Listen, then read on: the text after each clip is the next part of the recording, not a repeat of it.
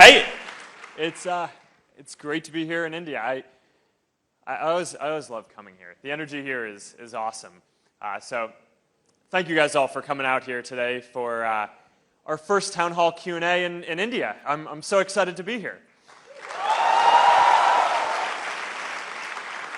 So I think Anki just gave you a sense of what we're going to do, but you know, these Town Hall Q&As are a really important way and part of how we run the company and the community at Facebook, right? Because for many years, you know, every week inside the company, we've had a Q&A with employees where people can just raise any question they want. They ask hard questions, they give us feedback, and it's a good opportunity for me to hear from people about what they're thinking about. So we recently started doing this for our community as well, and have been traveling to a lot of places around the world to hear from our community. And you know, India has 130 million people who use Facebook. It's the second biggest country.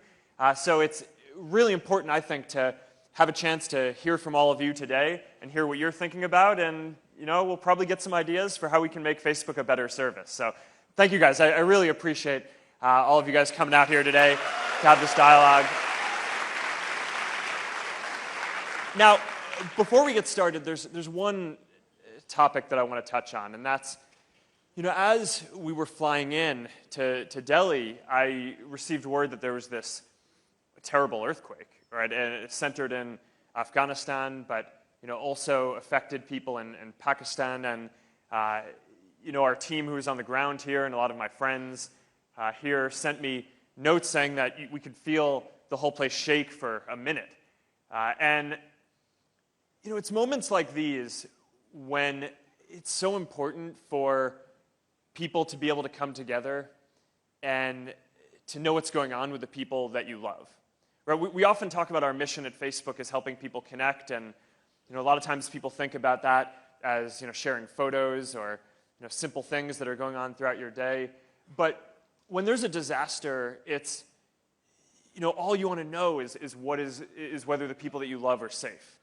And one of the things that I'm really happy about is, you know, we activated the safety check tool that we have for the community on Facebook, and already more than 3 million people have marked themselves as safe, and more than 150 million people in the community have been notified that their friends and loved ones are safe from the impact of the earthquake. So I really appreciate all the effort that people have gone to make sure that they tell their friends and that their loved ones can hear that they're safe. And this is just another thing that you know, our community does that I think is pretty important in the world. So you know, we're continuing to think about everyone who was hurt and was affected by this crisis, and we'll be doing more to try to help out. All right. We'll get started with some questions. Question time. So we receive literally thousands of questions to your postmark, and there are a bunch of questions which have been selected from that thread. Some of those people are here in person to ask you those questions. The bunch of students who sent in questions when they registered to join the town hall, and we will take some of those questions from there. And then there are some questions which we will take from the live audience. So I know nobody is shy, so please put up your hand and I'll come to you. So we have our first questioner here, Ankit. Hi, Mark. Hey. Myself, Alkit Jain, and I'm a chartered accountant by profession. So my question is very simple. And why are you showing so much interest in India? Answer honestly.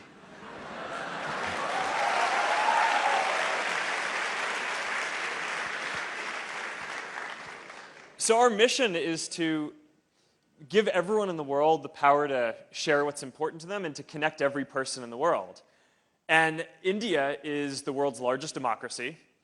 It's, you know, one of the biggest countries where if you really have a mission of connecting every person in the world, you can't do that without helping to connect everyone in India. So we think about this in two ways. First, there are already more than 130 million people in India who use Facebook. It is one of the largest communities that we have across the world, and we take our responsibility to serve the people in India who are already using Facebook and WhatsApp, which is also in our family of products, we take that very seriously. So having the ability to be here and talk to people and hear what they need from us and what we're doing well or what we're doing that we can improve and need to do better, that's a huge thing that we need to do for our community. The second part is that there are 1 billion people in India who do not have access to the internet yet.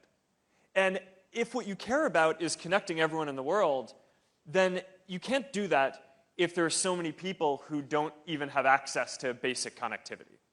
Now, everyone here probably has access to the internet in some capacity, and when you've had it for a while, you start to take it for granted. You think about it as maybe it's something that I can use to get access to entertainment or some basic communication tools. But it's easy to forget that if you haven't had access to the internet, it's really a tool that provides some vital infrastructure for your life, right? I mean, it can provide educational information for people who don't have access to good schools. It can provide health information on how to take care of your child or avoid diseases for people who don't have access to good doctors or health infrastructure. It can provide access to job listings for people who live in poorer villages where the economy isn't very strong. So the research has shown on this that for every 10 people who get access to the internet, about 1 person gets a new job, a job is created, and about 1 person gets lifted out of poverty. So there's just a tremendous opportunity in India, right? If there are 1 billion people who are not connected, then this is one of the biggest opportunities, I think, to help develop the economy here and to help alleviate poverty and really lift up a lot of folks. And it's easy to talk about this as something that will be important for India, but I actually think that connecting people in India is one of the most important things that we can do for the whole world, right? Because it's not just improving the lives of people here that getting access to the internet will have. It's also that there are all these ideas that entrepreneurs and students have here that the rest of the world doesn't have access to today because those people don't have the ability to share what they know, right, in their experience. All the things that entrepreneurs and students could produce if they had access to these tools, everyone around the world, not just in India, but every other person in the world is currently robbed of that opportunity because folks don't have the opportunity that they need here to create the companies or opportunities that they want. So that's why I care about it. We have a large community of people here. It's the second biggest community that we have in the world, and we care deeply about serving that well and giving everyone the best tools that we can to help people share everything that they want. And we really want to get the next 1 billion people online. And if we can play a role in either of those things, then that's something that I personally care a lot about. And that's why I'm so excited to be here.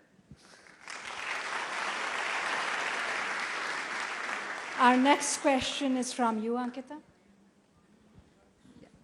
Yeah. Hi, Mark. Welcome to India. Hey, thank you. I am Ankita, and I am with the Railways, and I am also a sports person. So I need to ask you that although we are 130 million users here, how do you wish to connect with those who are not on FB or who don't even have any access to internet? Yes. Yeah, this is the key question, right? So if I just talked a bit about why I thought connecting everyone to the internet was important, I think what you're asking about is kind of how you do this, right? How do you get 1 billion people onto the internet and to improve their lives in that way?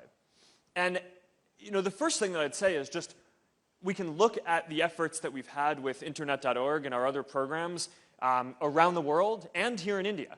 Internet.org is we've had this program to spread internet connectivity. It is live in more than 24 countries and growing around the world.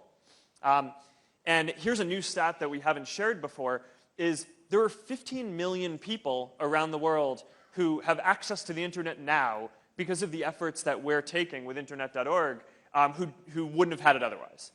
And if you believe these stats that we've seen that show that for every 10 people who get access to the internet, there's a new job is created and a person is lifted out of poverty, then connecting 15 million people to the internet around the world is that's a pretty good impact. So I've seen some cynical reporting saying that, oh, the program isn't doing as well as we want. I don't know. If you don't think that's good, I want to know what you think is good. But we're off to a good start around the world. What we found is here in India, almost 1 million people now have access to the internet because of these efforts who didn't before. What we find is that in the places that have access to these free basic services, the rate of people getting on the internet doubles. Right? So we've started it in some areas, and it hasn't expanded throughout the whole country yet. So in the areas that have it, internet growth rate is twice as much as it was before. So that's the main message that I deliver, is this is a program that is working around the world. We just started in India a bit earlier this year, so it's still a bit earlier in its growth, but we know that this works, and we know that it will connect more people. In terms of how exactly it works, you kind of need to break down, there are about 4 billion people in the world who don't have access to the internet. And they kind of break down into there are 3 reasons why people might not have access. One is we call availability, right? You might have a phone, but there's no network that's available for you to access. The second is affordability, right? Which is you have a phone and you might be able to access a network, but it's very expensive, or you might not be able to afford it. And the third issue, which is actually the biggest, interestingly, is awareness. And what that means is, you have a phone and you have access to and you can get access to the internet and you can afford it, but you may not know why you would want to use the internet. And if you grew up and you never had access to a computer and you never used the internet, and someone asked you if you wanted to buy a data plan, it's not a surprise that a lot of people's question is, well, what do I get with the data plan, right? Why would I want to spend some of the money that I have on getting a data plan? So we're doing things on all 3 of these to basically break down all of these barriers. On availability, there are a lot of places in the world where there just aren't good networks. It's too expensive to have the traditional internet infrastructure spread all the way out to a lot of these very rural areas. So we're investing in new ways to deliver connectivity. Solar-powered planes that can fly up in the air and beam down connectivity. We just announced a project to put a satellite up in space that can beam down connectivity. So those are new ways to deliver connectivity. The second, for affordability, we're very focused on just making it so that our apps and others use less data. Right? So if you go back about a couple of years, the Facebook app now uses, I think it's about 1/10 of the amount of data as it used to. So that means that not only does it cost you 1/10 as much because you don't have to pay for that data, but it's also faster and more reliable because there's less to transfer over the wire. So that's a big deal. And then the third issue of awareness, what we've done is we've tried to introduce this program, Free Basics. And what that does is it makes it so that people can have access to some not the richest kind of media, not streaming videos or big app downloads, the stuff that kind of consumes a lot of bandwidth, but the basic utilities. So stuff like education information or health information or job listings or Wikipedia or basic communication tools or basic news. And what we found is that ends up being very useful. People use those things, they get on the internet, and then within about a month, about half of the people who have tried out Free Basics now realize why the internet is so great and why they want to use it, and then they become full-paying customers of the full internet. So the goal of Free Basics is not just to provide free basic services to everyone, but it's also to give people this on-ramp so that way they can start experiencing that and then eventually, and relatively quickly, start paying for the overall internet. So that's the game plan. We're going to work on all 3, availability, affordability, and awareness. It's already working around the world. 15 million people now have access to the internet who wouldn't have otherwise. And we're still early, so it's growing, and we expect a lot more to come soon.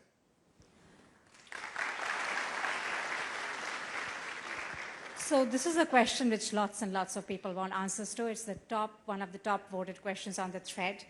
And I think it's a serious one, deserving a serious answer. All right. And this is, I seriously don't want to get any more invitations on Candy Crush. How can I stop getting it?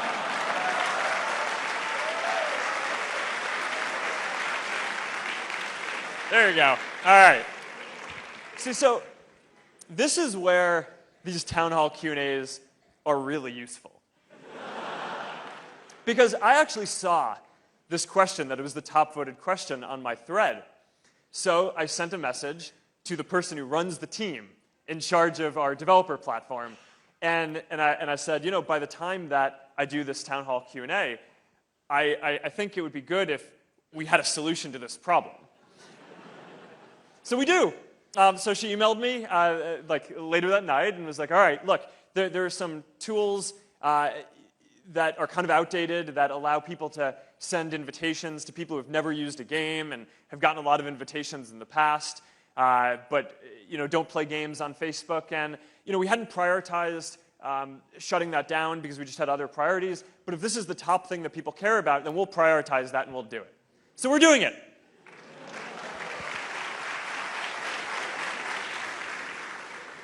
Okay, audience question. Who wants to ask a question? Okay, I'll come there in a bit.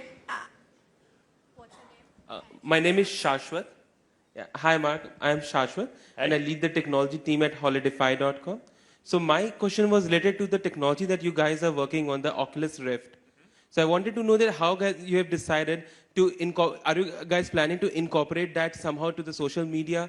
And the second part of my question is, how can, as a developer, will be able to get more of that information, and how can we use that technology into our stuff, and we can work on that? Absolutely. So for your second question first, we have dev kits for Oculus. You can already get them.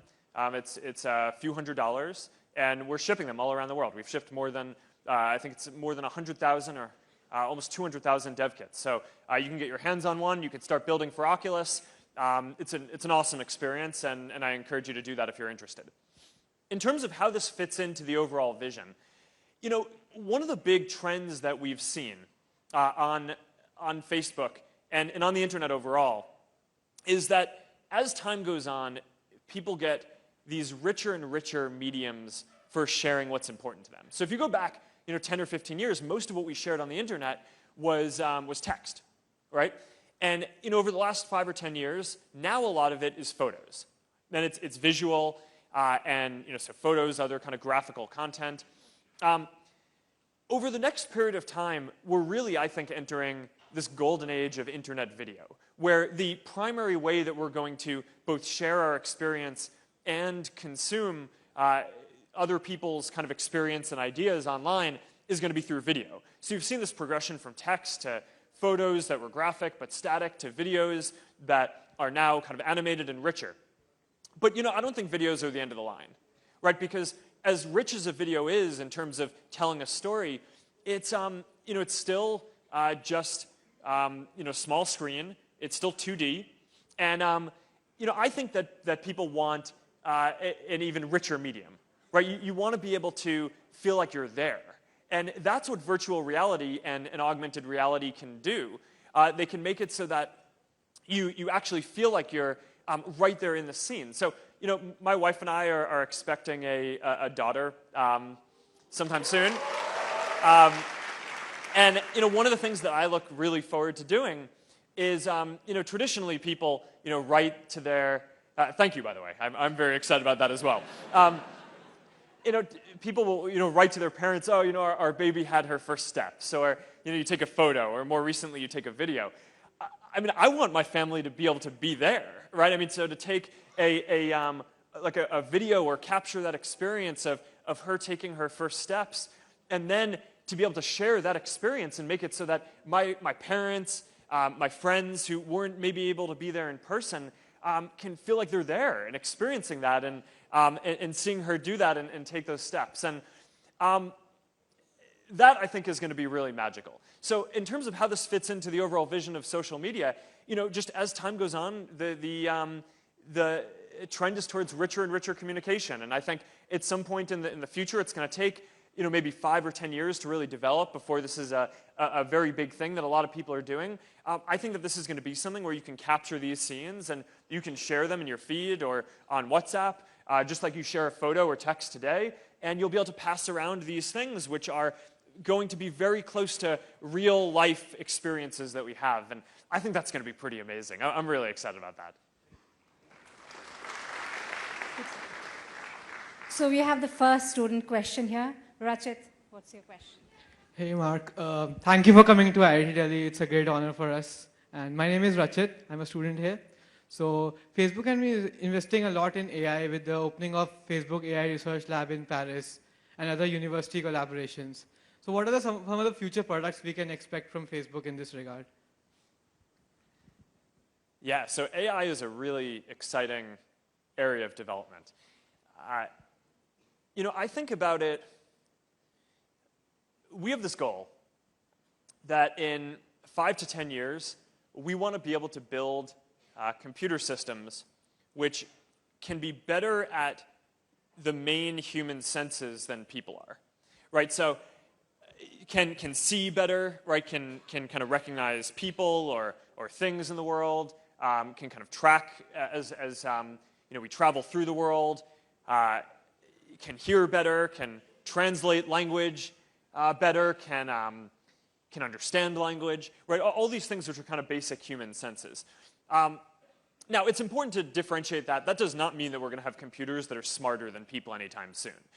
For a long time, we've been able to build computers that can do specific tasks better than people, but I still think we're very, very far off from having computers which are generally more intelligent in any way. So this is one step on kind of the path to delivering great services. And the type of stuff that we're going to see is, it's less that it's going to be completely new products, and it's more going to be that there's this increasing intelligence through a lot of the different things that we do. So let me give you 2 examples. So one is, this is something that we actually just launched in the last week or 2, is, we take accessibility features on Facebook very seriously, right? So for people who are blind or can't see the service, we want to make sure that they can experience the moments that their friends are sharing with them.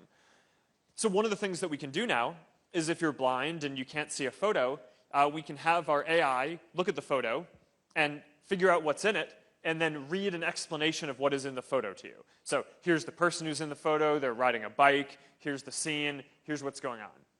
It's not 100%, it'll improve and it'll keep on getting better in the future, but I think that that's a really cool thing that you can do when you have computers that can see the world in the way that people do.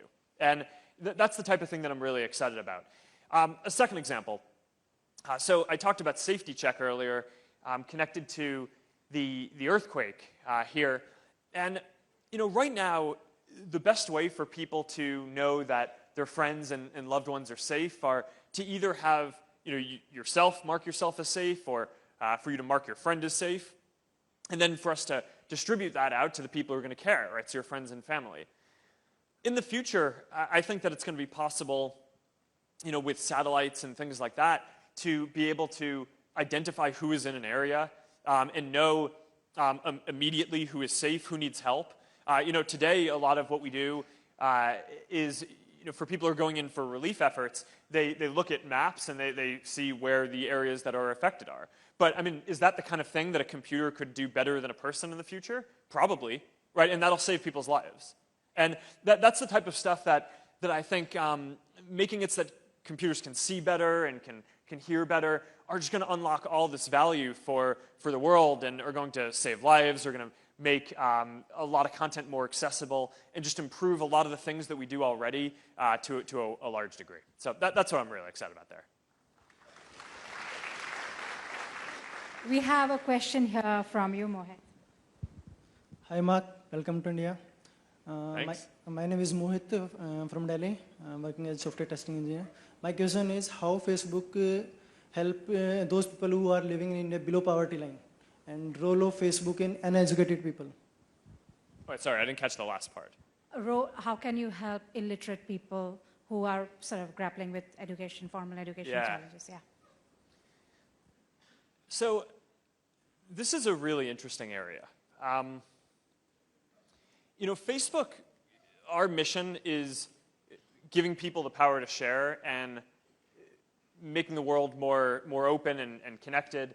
But, I also spend some time thinking about what the impact is that I can have outside of Facebook as well. And I've focused a lot of my time on learning about the education system, both in the US and and increasingly worldwide as well. And we've done a few big projects, starting off in a city called Newark, New Jersey. And we started that about 5 years ago.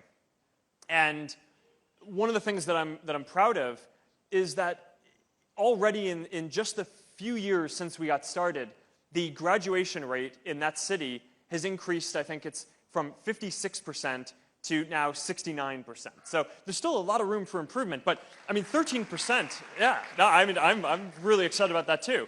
13% in just a few years of work, where that means that whatever improvements were made in the schools, all the students who are going through that haven't really even gone through the whole system with those improvements, already up 13%. I mean, that's a big deal.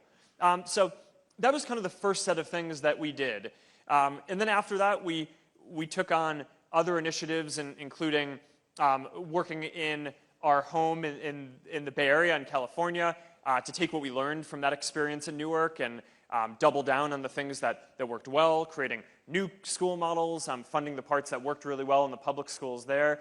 And that one is newer, so that's only a year, 2 years old, but we're already really excited about the results that we're starting to see there as well. Internationally, we have a few investments in creating new types of schools throughout Africa and hoping to spread that to India sometime soon as well. But, I mean, there are a lot of people in the world who don't have access to good educational tools. And this is one area where I think not only being able to spread access to good schools, but this is an area where connectivity and access to the internet is really going to be able to help out a lot as well. Because, for all the people who don't have access to a good school, being able to have some basic access to educational resources online is going to make a really big deal in people's lives. So that's a pretty big focus for me. The other area that I'm increasingly interested in is really health and science, right? I mean, one of the things that strikes me is, we have all this amazing technology, and the world is getting better and better at such a fast rate. And, we've only really, as a civilization, been really focused on curing the diseases that face us for probably about 100 years, maybe a little bit less even. And, one thing that I think is a little bit crazy, you look around the world, I mean, in the US, there's the stat that the US government spends about 50 times as much money trying to treat people who are sick as it spends trying to cure the diseases in the first place so that people don't get sick. And I think that that's pretty similar if you look at the exact stats around the world. I don't know exactly what the stats here are in India, but I think that there's a really big opportunity to change that, right? And for our generation of folks to say, hey, the world is getting better at a very fast rate. And instead of just looking at the status quo around this, we should be shifting more of our resources towards longer-term investments that can actually try to cure all these diseases, right? So that way, I don't know if they'll all be cured in our generation or maybe not even in our kids, but I do think we can make a big dent, and maybe, in our kids' lives or their kids' lives, we can create a world where people don't have to suffer from the kind of diseases that there are today. So those are some pretty big things that I think we should be trying to take on as a generation around the world. And if we can make a big impact, then that'll be really, really a big deal.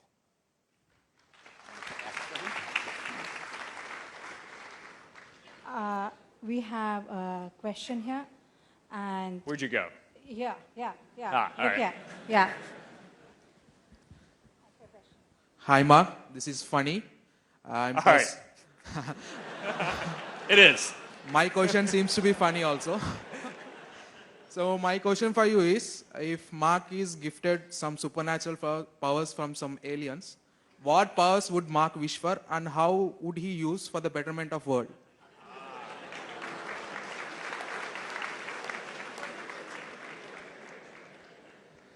It's a good question. All right, so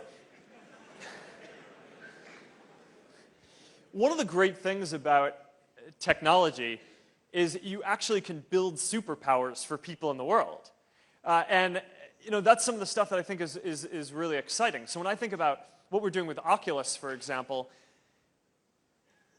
I think that what we're really enabling is people to teleport, right? You're going to be able to put on a headset and go anywhere you want in the world. You'll be able to go to places that are impossible to go to in the world. I mean, one of my favorite recent demos from Oculus is, you put on the headset, and you're in this room with someone else who has the headset on somewhere else that can be in a completely different place, and there's this table in front of you. Of course, it's virtual, and there's a ping pong paddle on it. And you can pick up the ping pong paddle, and you can start playing ping pong with the other person. And it just feels pretty awesome. It's like, all right, well, I might be in a completely different location from them, but we can kind of teleport and come together and have that experience. But that's only the beginning, because then where it really starts to get awesome is you can then, in that experience, you can dial up and down gravity. So you can simulate, you can turn off gravity, and you can simulate what it would be like to play ping pong with a friend in space, or underwater. Or you can make it, anti-gravity. So that way, the ball floats away and you have to hit it down in order to make it so that it doesn't go away. So, I mean, that's pretty crazy, right? And in the future, I think, not too far out, we're going to have the ability to just put on a basic headset and instantaneously go anywhere in the world that you want. And that is going to be pretty good.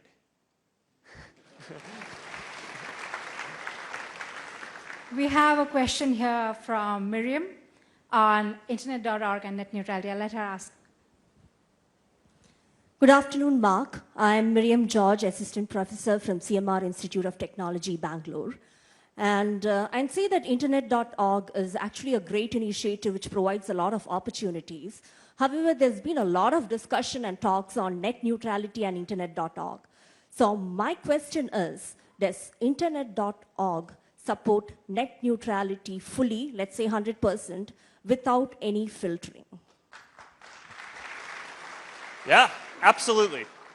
So, net neutrality is an important principle, right? And we do a lot to support it, both in terms of pushing for regulation that kind of enables this, and I mean also just in our own work, building an open platform that any developer can build something for, regardless of who they are, as long as they kind of follow the basic rules of what internet.org is. So let me kind of explain and go into detail on both of these. So in terms of regulation, now I think a lot of why there's this net neutrality debate here in India and in a lot of places around the world is countries are just kind of going around and figuring out what they want their regulation to be for the internet and for net neutrality.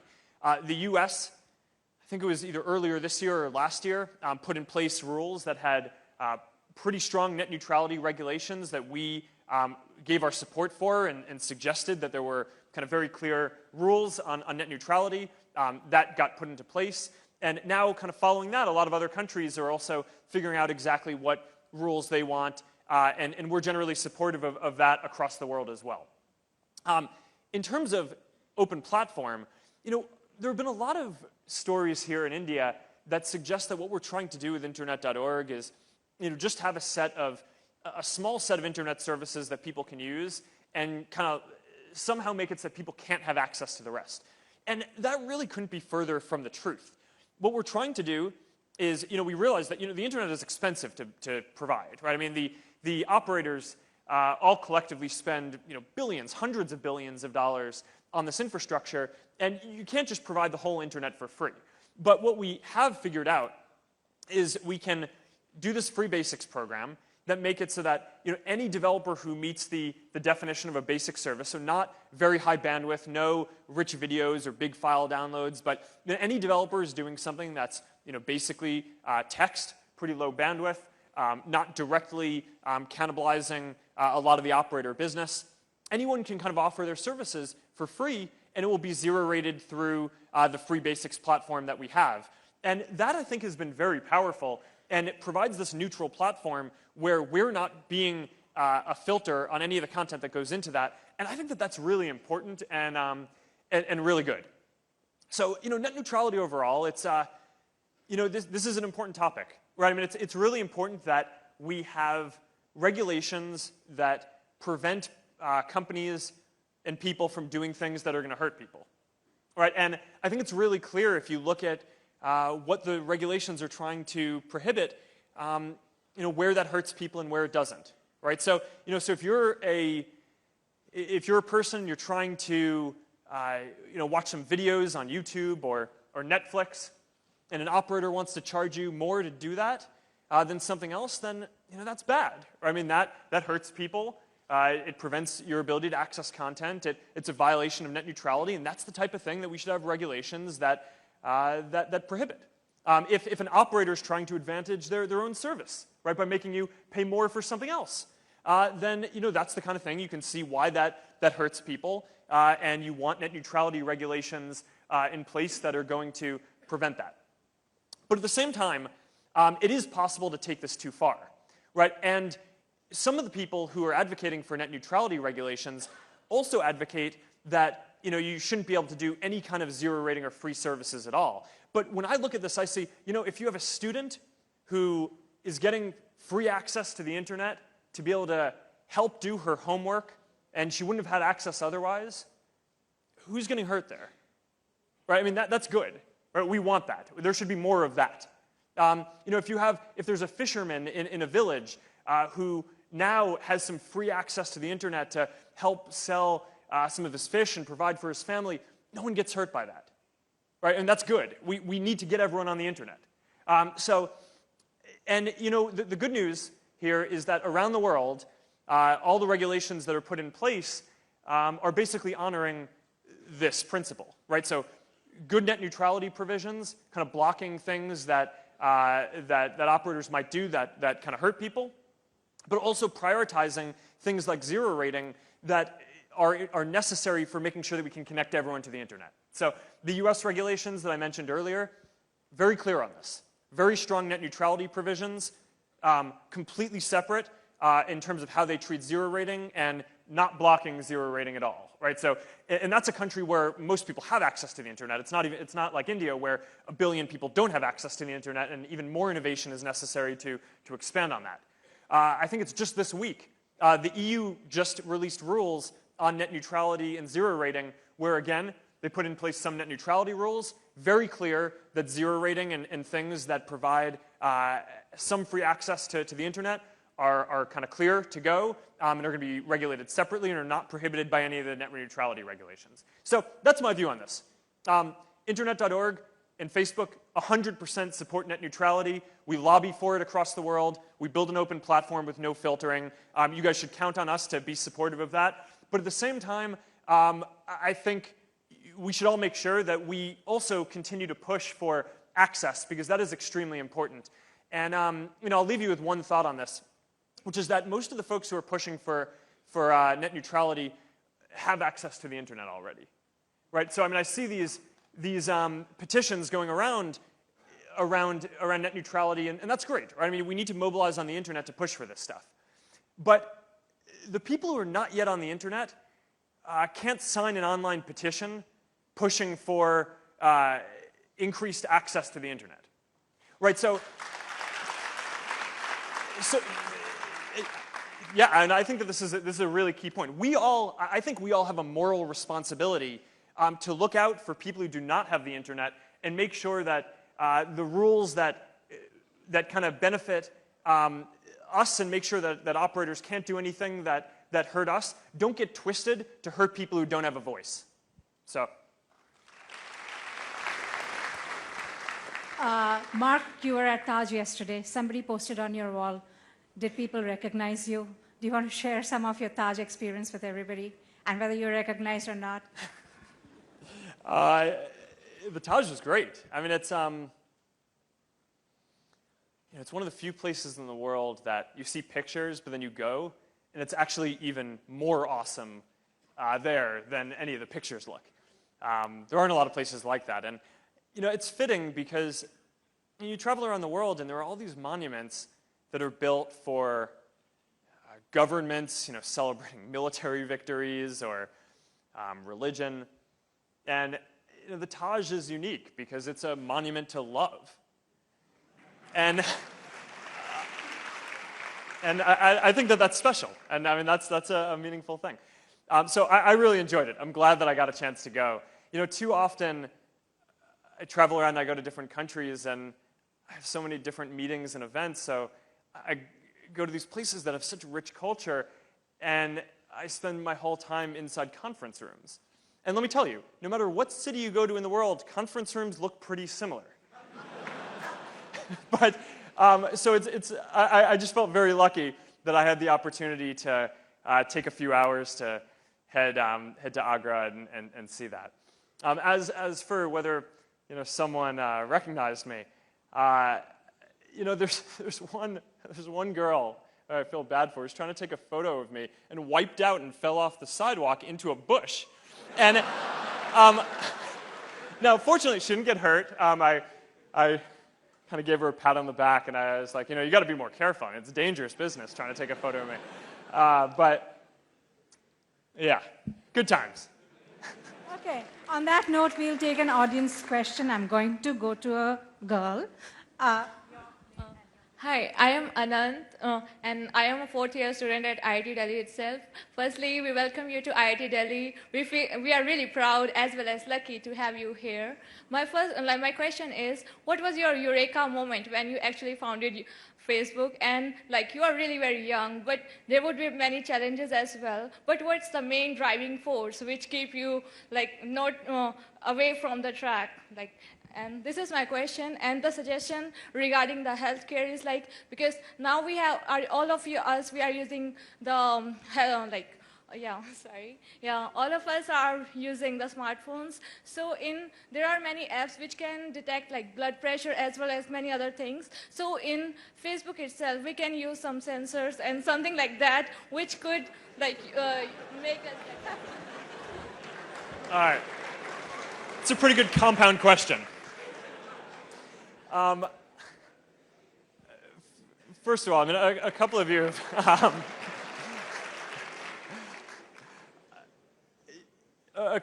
mentioned that it's great to have me here. I feel so honored to be here, and I know that there's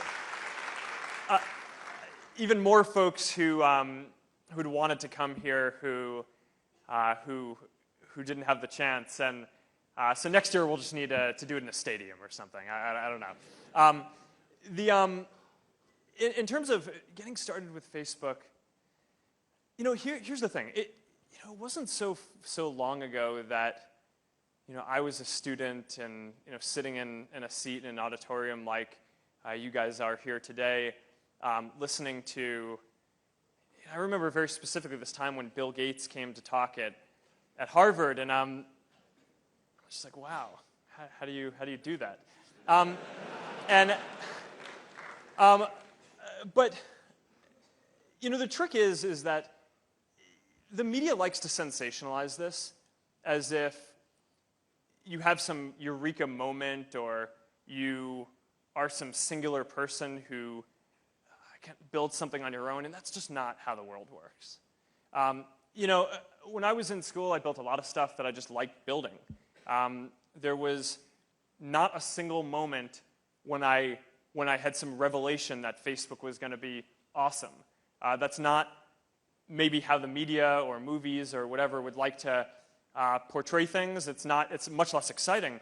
But the reality is, I think most services in the world that reach the scale that Facebook has, you start off building something that you care about, and you don't necessarily think it's going to be that big. I didn't. I built Facebook, the first version of Facebook, for my college community because I wanted to be able to connect with the people at my school. And I remember very clearly talking to my friends at the time and saying, how cool is it that we have built this community for our school? One day it's going to be awesome when somebody else builds this for the world because something like this needs to exist for the world. But it didn't even occur to me that my friends and I might be able to play a role in doing that, right? Because we were college students, right? We didn't have any engineers to work with or servers or resources or anything like that. And there are these huge companies that deliver products for hundreds of millions of people, right? I always assumed that it was going to be like Microsoft or Google or someone would build this for the world. And what basically just happened is at each step along the way, we just kind of kept doing the next thing and growing from there. And there were teams inside these other companies that thought social media was important and were working on it. But there were all these different memes and narratives in the world. People would say, oh, well, this is just a fad. People are going to use it, but then they're going to stop. So, so a lot of the teams who were working on didn't take it that seriously, or the higher-ups in those companies didn't care, so they didn't get resources, and we just kept going and going. And then people would say, all right, fine, so maybe people are using it, but it's never going to make any money, right? I mean, social media doesn't make any money. And we just kind of kept going, and then pretty soon we had a service that was bigger than any of these other ones, and that kind of is how we are here where we are. There's no magic. And it's and I really think it's like, I mean, you guys are at one of the best technical institutes in the world. One of the things that always struck me, yeah, I mean, it's when I was in school and studying computer science, I always wondered whether it was the real thing, right? Is this like all right, I'm learning programming, but is this the programming that you really need to be able to build whatever you want in the world? And it turns out the answer to that is absolutely yes, right? The stuff that you're learning here is are absolutely the skills that you need to build anything that you want. And a lot of times I think people just get afraid because often your dream is it seems like it's so far off. But if you just kind of focus on building stuff that you think is good and you keep on going at each step along the way and don't let people deter you from that, and you just really care about what you're doing and kind of don't give up at each step along the way, then I think that's how you build something good. Okay, we have another student question here. Ayush. Hi, Mark. I'm Ayush. I'm a second year undergrad in computer science here at IIT Delhi itself. So my question is, like considering the startup buzz everywhere, so everyone comes up with a random app or website idea and considers himself as the next big thing. So what according to you is are the elements of an ideal startup? So there's this big culture that I've seen of people who decide that they want to start a company before they actually know what they're doing. And to me, every good company that I can think of started with someone who cared about something, not someone who started with a decision that they wanted to start a company. And I think that that's both because of who the people are who do that, right? And building a company is hard, and you need to kind of keep going through all the people who are going to doubt you and all the challenges that are going to come up. So you really do need to care, I think, in order to do that. But at the same time, I think that there's also a practical reason for this, which is that if you decide to start a company and you just start hiring people for whatever your first idea is, then you lose some flexibility, right? It becomes hard to pivot or adapt your idea. Whereas, if you start working on something because you care about it, and you only decide to turn it into a company once it's pretty clear that it can be good, then you actually maintain a lot of flexibility to try out different things that fit your theme of what you care about. And then by the time that you actually hit something that's kind of working, you then start hiring, and then those companies have a lot more flexibility and therefore I think are more likely to work well. But most of the great companies that I can think of, they're started by people who really care about what they're doing. They may not have thought that they were going to end up building big companies. Almost none of the people I know who have built big companies thought that their companies were going to be as big as they actually ended up being, which I think is just a testament to if you kind of care about something and keep going, it can end up just being a lot bigger than you think it's going to in the beginning. But I would definitely, if you're thinking about starting something, focus on what you want to do in the world and the impact and what you want to change, not the decision to start a company.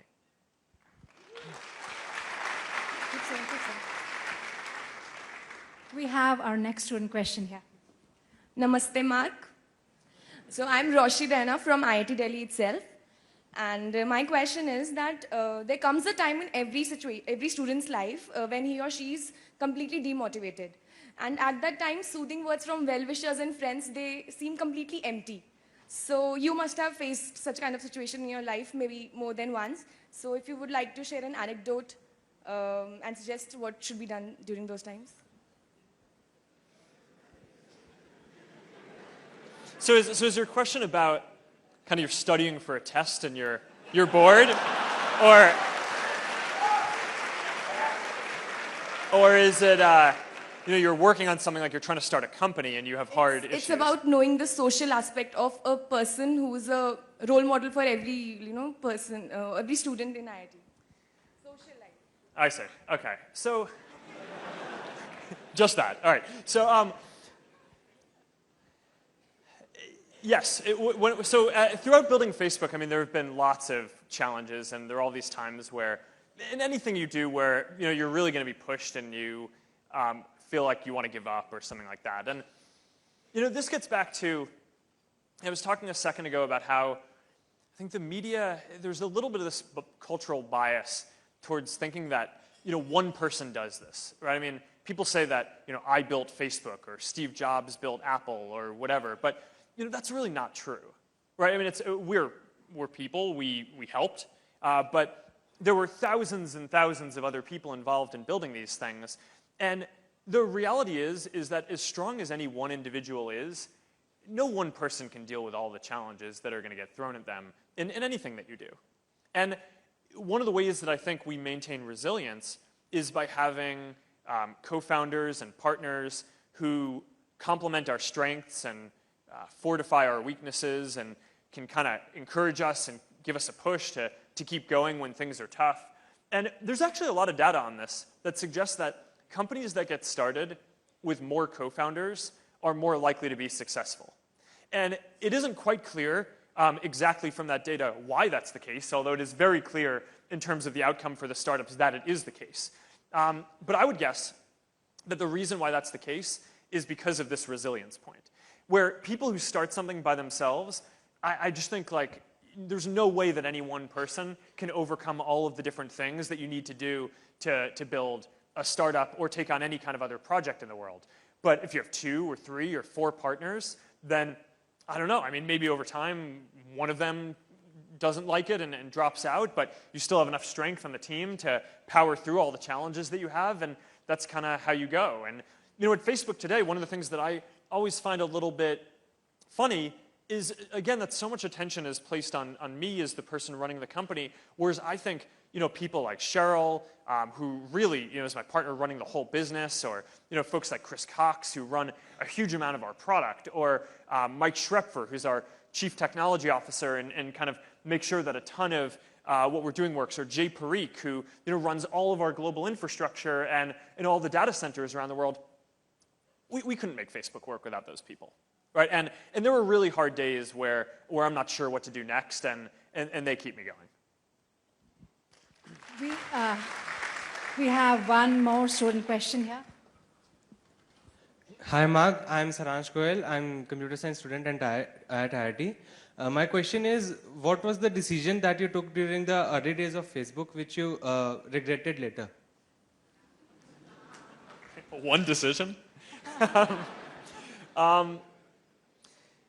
me frame this a little differently.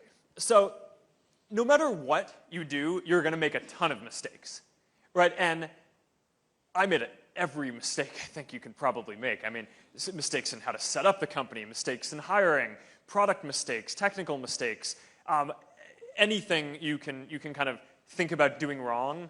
I have probably made that mistake in trying to kind of build Facebook up, right? I mean, and it kind of makes sense. I was a college student when I got started, right? I mean, I didn't know anything about business or hiring. No one is born with these skills, right? So you learn them the same way that you learn everything else, right? Trial and error.